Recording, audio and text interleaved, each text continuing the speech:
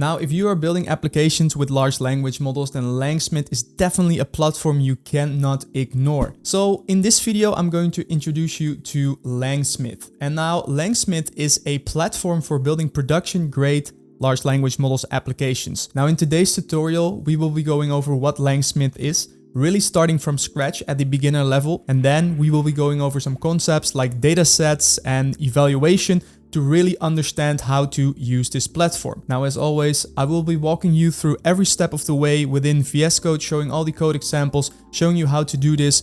And also all of the code will be made available on the GitHub repository that I will link in the description. And now, quick note, LangSmith is currently still in private beta. So if you don't have access yet already, make sure to sign up and get on that waitlist. And now for those of you that are new here, my name is Dave Ebbelaar and I run a company called Data Lumina, which is a data and artificial intelligence consulting business.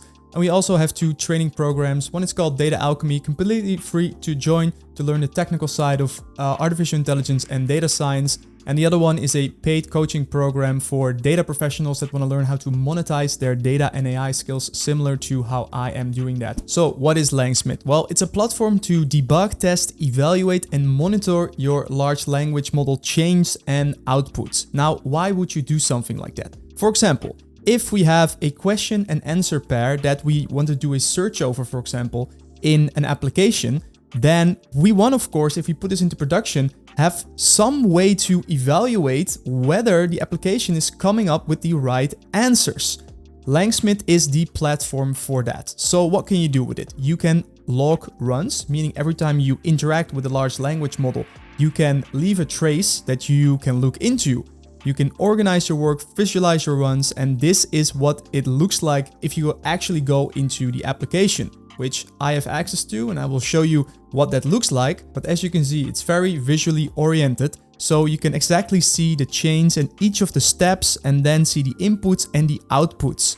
So there's also an opportunity to run prompts in the playground to debug and tweak some prompt templates, inputs that you might be working with. You can share your work and you can create datasets for testing and evaluation. And this is what we will be mainly looking into in today's tutorial, because I believe this really is the key strength of LangSmith right now, and it's not something you can do easily with other platforms or frameworks out there. Now, this really is going to be a hands-on tutorial, really showing you how the platform actually works. Now, if you want a bit of a more high-level overview of what LangSmith can do, then I would refer you to this previous video that I already made. And then now some quick context of where this fits into the whole pipeline of building your large language model applications. And it's really about putting them into production, putting them to the next level. So you build something locally, you evaluated it, and now it's ready for actual customers, actual people to use these applications. And in my work with Data Lumina, I've been working on chatbots for various clients. And what you typically see if you get really to like the next level is you want to introduce some institutional knowledge, some company data that you can use to base your answers upon. Because if you're just interacting with ChatGPT, with OpenAI, the answers will be very generic. So typically what you do is you upload frequently asked questions, documents, and you want to retrieve the information from that through vector stores and similarity searches, the whole thing. If you want to learn more about that, check out my other tutorials. But the thing is, you want a way to evaluate that as you are scaling your vector stores, as you are adding more data to them, as you are integrating more logic into your application, that the answers still remain valid.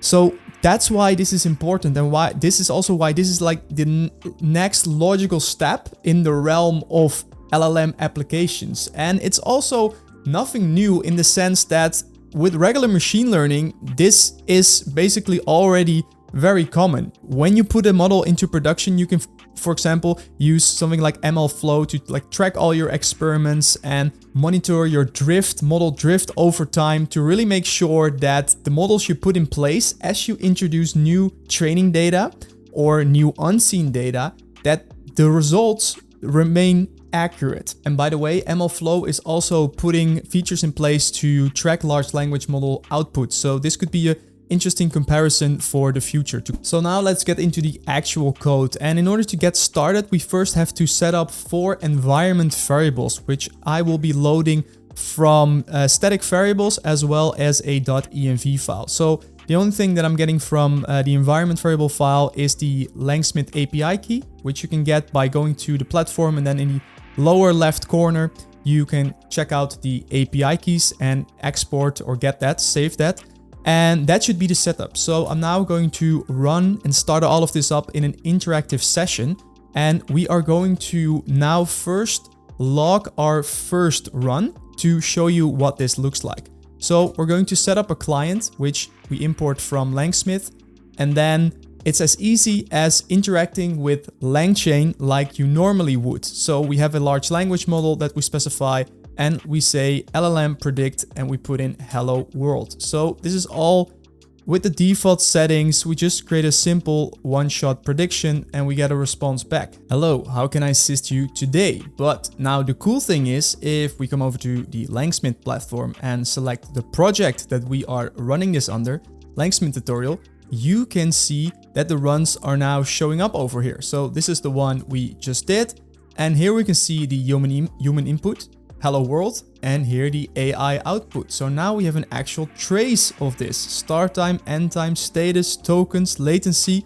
So you can see all kinds of metadata that is very interesting to log if you want to monitor this application. Also, you can see what model we were using, what version, what system we ran this on.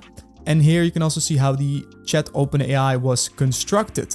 So very interesting stuff. And let's see, if I now come back to the runs, you can also see like how fast this is in terms of like, let's say we run this one more time. Let's say, what can you do? Another prompt, what can you do? Wait for this. And then we have the result as an AI, and I can perform, etc., etc. Now let's go over here. Boom, we have the other one. You can see this one took pretty long. So this is already interesting. Like, why was this taking 10 seconds? So that is how you get started with LangSmith. Pretty easy, right? So I love how easy and convenient they made this. All you have to do basically is specify the project that you want to run this under. Now, another cool thing is that you can use various organizations within LangSmith. So you can do that from the UI, and you can add members to different organizations as well. And then you can have projects at the organization level and get an API key for every organization, for example. So if you're working with various clients and you want to keep all of that separate, you can do that, which is ideal for the projects that I'm working on with multiple clients. All right, so now let's check out how evaluation works, which I believe right now, as I've said, most important feature of LangSmith. And we're first going to cover the quick start, so to quickly get started, and then we'll dive into more details into how data sets actually work, how you can create them, and then also the various evaluators that they have in place. But for now, let's continue with the code example. And for this, we're going to create a quick data set. So we'll create some example inputs, and we also give the data set a name. So we call it rep battle data set. And now we can register this data set by running the code over here. So we have client, and then we create a data set, we give it a name and also a description. And now we can create this data set by running this piece of code and then coming back to our projects and then to data sets. And we can now see that we have the rep battle data set, which currently has no examples yet. So let's put in some examples. And that we can do over here. So we loop over our list that we've just created, which is just 4 entries in here. And you can see it's just a single input. So it's not a key value pair.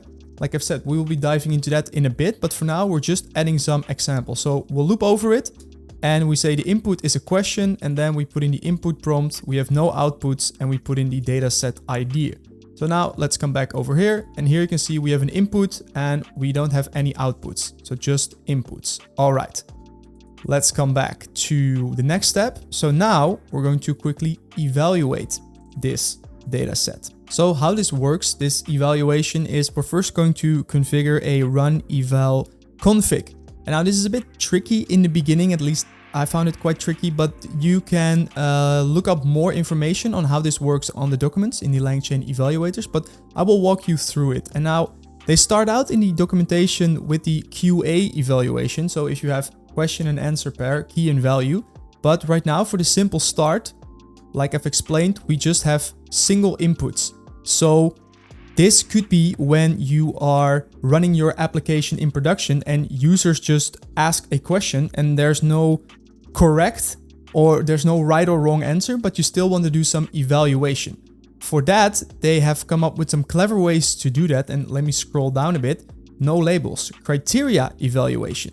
So to configure the run eval config, we can put in criteria. So that is exactly what we're doing over here. So we're putting in criteria as the evaluator. And now here we can do a couple of things. So how do we evaluate outputs if we don't have a right or wrong answer?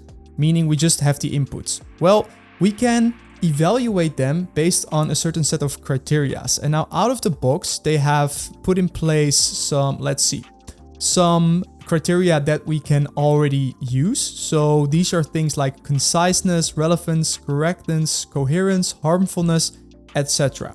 So these you can use straight out of the box. So how does it work?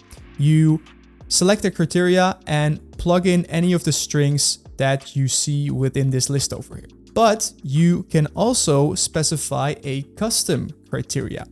And in the example, they give this one of cliché. So since we're creating rap battles, we are going to evaluate whether the lyrics are cliché. So how do we do that? It's a dictionary. So we have a criteria, cliché, and you respond with the following. So that is the structure of how you set that up. And now what we're going to do is we're going to run all of this. So first we configure the eval config and then we do run on dataset, which again has the client that we previously defined, dataset name, large language model, and the eval config. So again, they made some pretty nice wrappers to do all of this. And now as you'll find out, so this is now going to run in the background. And this will take some time because it's going to loop over all the inputs and all the criteria. And then within that, multiple large language model prompts to do the evaluation. So this is now finished. Let's come back to the dataset and click on the last run that we just did. And now we get this nice dashboard. So for all of our examples within the dataset, we have a run over here and we can click on that. So let's check out the one with Barbie and Oppenheimer. So the rap battle. So first of all, top level, we have the input and we get the output. So this is the whole rap battle with some verses. Okay, so this is top level what we can see. But now we also get feedback. And this is where it gets interesting. So now for all of the criteria that we've defined, there is an additional run that we can look into. Now, why do we have 4? Well, if we use criteria, it says the default criterion is helpfulness. And then we've added harmfulness, misogyny, and the custom cliché one. So 4 in total. So let's now have a quick look at what's going on. So first, helpfulness. We can drill down into this. And then here what you can see is you enter into the middle of this tree, basically, where you can see the input and the output. And then also the final output, the verdict, basically, of the assessment, of the evaluation. So let's see what's going on over here. So this is just the input and the output that we've already seen. But if we look at what's going on over here, here you can see how the large language model is actually assessing and evaluating whether this is helpfulness. So based on the criteria, helpfulness, this is kind of like the prompt instruction that LangChain already put into place in LangSmith to do the assessment. So you can see helpfulness, insightfulness, and appropriateness. And then it concludes with a yes, so with a Y. So based on the criteria, it can be considered helpful, insightful, and appropriate. But now what's even more interesting is if we drill down to this bottom layer, here we can actually look at the prompt engineering itself. So you are assessing a submitted answer or a given task or input based on a set of criteria. So we have the data, we have input, and we have the submission. And then if we scroll down, here we have the criteria, helpfulness. Is this submission helpful, insightful, and appropriate? If so, response Y. If not, respond N. And then we have the end data. So here you can see how the prompt was actually engineered and how it was sent to the large language model to get to the final conclusion. So I know it's quite complex. It takes some time to cover all of this, but I think it's really important to understand how this works top level, because If we now look at the other, let's see, if we look at the other ones going on over here, so we have the feedback, we have the same for harmfulness, misogyny, and cliché, but just in a different way. So we can go over here, and then again, we have the tree structure over here, where we can go all the way to the bottom, where we can now see, let's see how it was structured. So again, begin data input submission, and then we have the criteria that we created. So this is the custom criteria. So here you can also see how this relates to the input structure over here, which is kind of like, it's a dictionary, but it is split up in such a way where it's just one key and one value, even though it's split up. So you can see it's cliché, and then are the lyrics cliché, respond why if they are, and if they are entirely unique.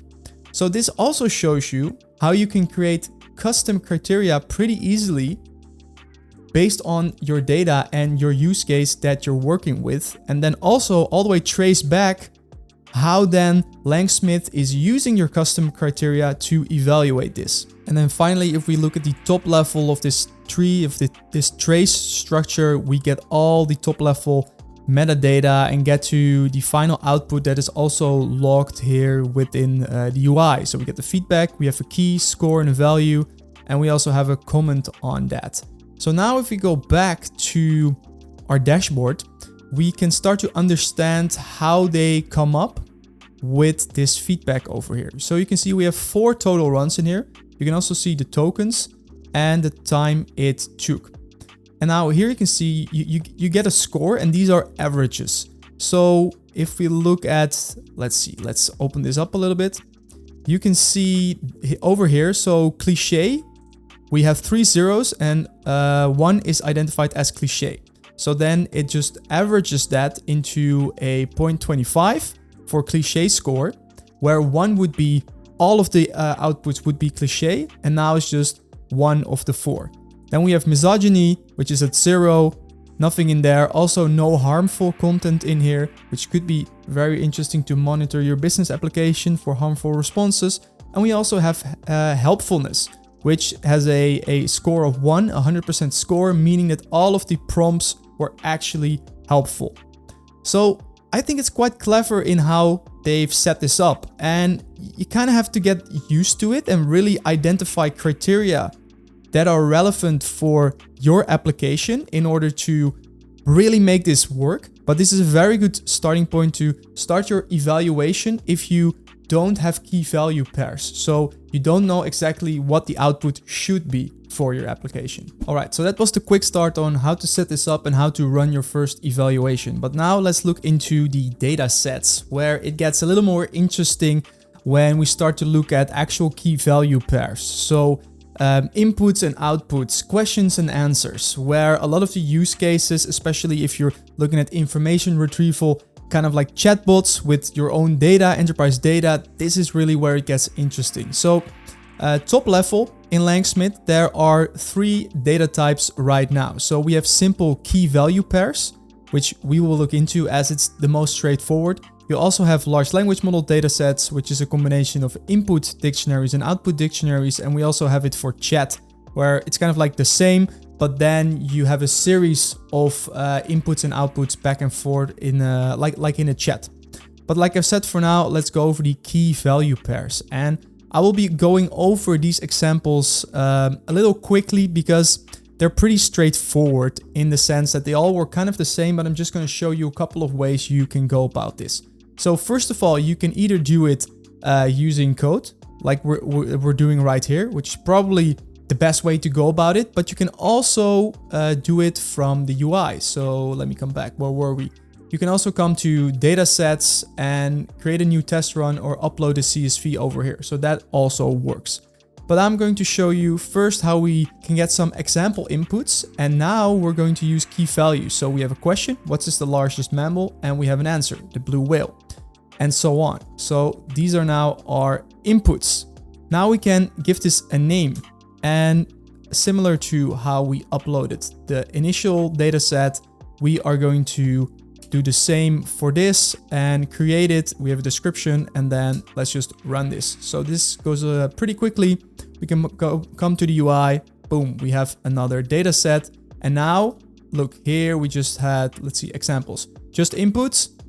And now we have inputs and outputs. And now here you can also see, since we have not specified what type of database we wanted to create, it defaulted to key value pair. All right, so now the next thing, we can also create dataset from existing runs. So let's create a quick dataset, again, example dataset. Come over here. Now we have an empty one. And now what we can do is we can get all of the runs for a given project. So we have the LangSmith tutorial, for example. So if we go to all of our projects, all the evaluations will be put by default under the evaluators project. But there are a lot of runs in here. So let's actually look at this one that we ran in the beginning to do like the hello world example. So we can take that and take all of the runs and just put it into the database.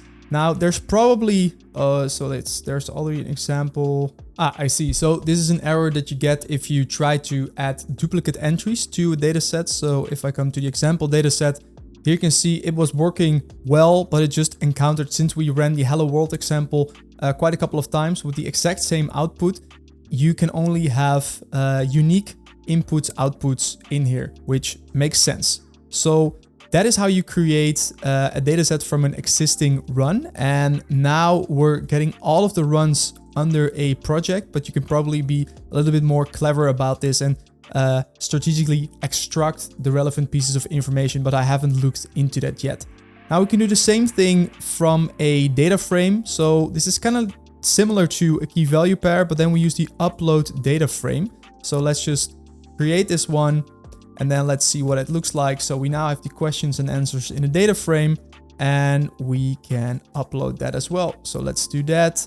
Let's see, it was my data frame data set, and go back over here, boom, another input output. So those are, oh wait, we have one more CSV upload, which is also very interesting. So here we can specify or link to a path in our directory. So here you can see in the data, we have our dataset.csv, which is again, question and answer. Same stuff, but now let's do it from a CSV. And let's come back over here, come to the datasets, and we also have a CSV dataset. So those are various ways that you can upload data to the LangSmith portal. All right, so now that we have actual key value pairs within our dataset, we can look into the QA evaluation. And there are three metrics or three functions that we can use for that. And that is the context QA, the QA, and the chain of thought QA. And the chain of thought QA is similar to the QA, but it just adds additional chain of thought reasoning. If you don't know what that is, it's a series of intermediate reasoning steps that has been shown to improve the performance, the output of large language models. And they also say in the docs over here that this will get you the best results, but also takes longer, costs more tokens because of intermediate steps. QA, we'll look into all of these three, but basically the QA is simply looking at the input and the output to decide whether it's correct or not. Chain of thought does that, but then with more steps. And context QA looks at the context. So they say this is useful if you have a larger corpus of grounding docs, but not necessarily have a ground through to answer the query. Okay, so let's see what that looks like and come over to the code over here. And now you can see that we can configure the run eval config again, similar to we did before, but now instead of putting in the criteria, we can put in these parameters over here. And then we can hit run on dataset again, fill in all of the information. So let's run this and see what we get. All right, so the evaluation is finished. Now let's come back to the data sets over here. So we had the elementary animal questions, and here we can see the test runs. So this is the one we just did, and here we can see total time was 14 seconds to evaluate this. And here you can see that we get perfect scores: correctness, contextual accuracy, and also chain of thoughts contextual accuracy. But now let's look into these into all of the methods that we've used to evaluate them and actually look at the prompt underneath that. So let's start with the largest mammal, the whale. So top level, we have what is the largest mammal, and then we get the largest mammal is the blue whale, etc. And it gives some more context. And then we have the reference output, which is the blue whale. So this was in the data. This is the data set, but this was the output. And now you can see how sometimes it can be quite tricky to evaluate whether an output is correct because it is based on a partial match of the overall output.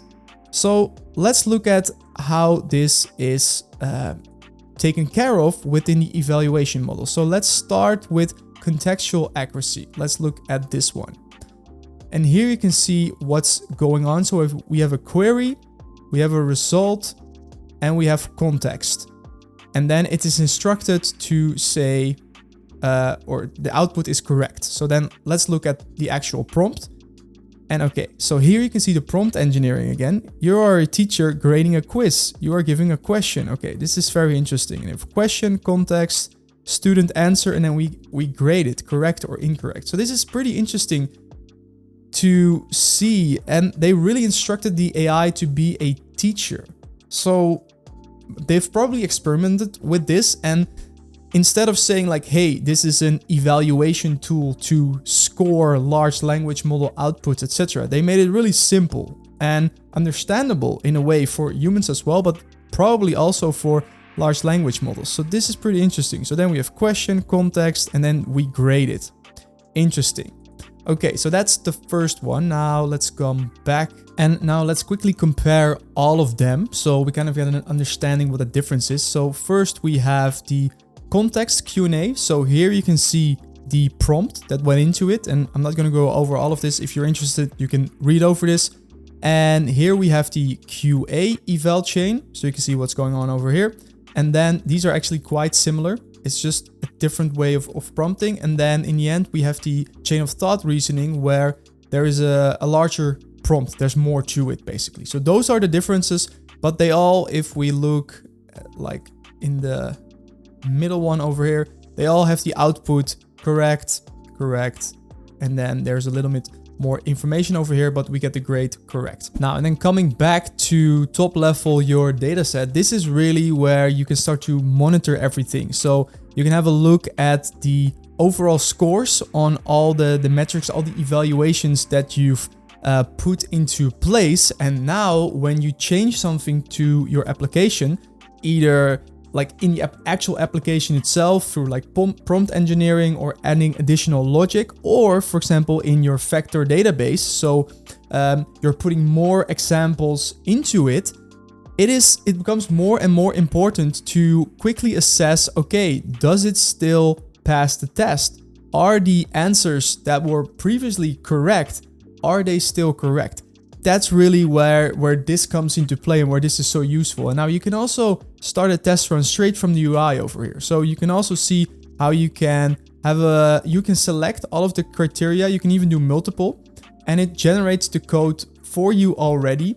And let's see, I don't think you can run it from the UI, but it generates the code. So you can just copy paste this and then run it within Python, and you can update this. So this is all very powerful. And now within the code, I have some more examples on how you can create these evaluations with custom criterias, with labels, and also without labels, like we've already seen.